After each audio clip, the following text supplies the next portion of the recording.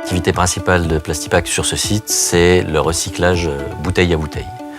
Donc on réutilise les emballages que vous mettez dans votre bac jaune à la maison, les bouteilles en particulier, et ces emballages, on va en refaire un nouvel emballage. Alors aujourd'hui, on produit 45 000 tonnes de granulés aptes au contact alimentaire, ce qui représente plus ou moins un tiers de la collecte sélective française en bouteilles PET. Parmi ces bouteilles, il peut y avoir des indésirables. Donc ça va arriver ici, et on va passer sur une machine de tri automatique qui va savoir reconnaître, grâce à ces caméras, si c'est de l'aluminium, si c'est du carton, si c'est une autre matière plastique que le PET. Cette machine, elle va trier. Ensuite, on va broyer et laver la bouteille pour en faire des copeaux. Et ces copeaux, ensuite, dans une deuxième étape, on va les fondre. On va fondre, former un petit granulé.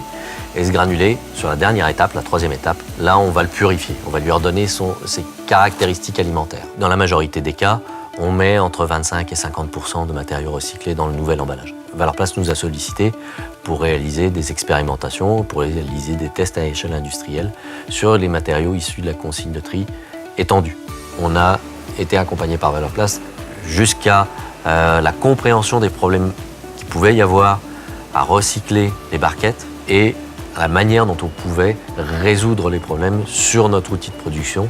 Ça nous a permis aussi de donner des recommandations au centre de tri en disant, voilà, dans les balles que vous allez nous livrer, on va vouloir tel type de barquette, mais pas tel type. Aujourd'hui, ces matériaux, en fait, c'est plus une expérimentation. On est dans la production industrielle. Et ces balles, on les traite tous les jours de manière indifférente, que ce soit des balles sans ou avec barquette.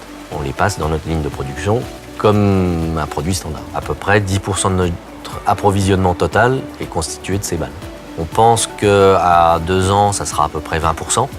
Et au final, une fois que l'extension des consignes de tri sera complètement réalisée, ce sera la totalité de notre approvisionnement.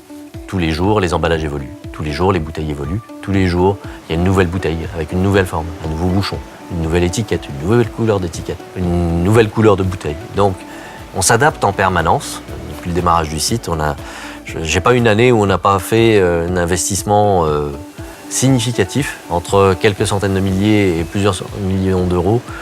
Tous les ans, c'est à peu près ce qu'on met dans l'outil pour pouvoir le faire évoluer, pour pouvoir l'adapter, pour le rendre aussi plus performant.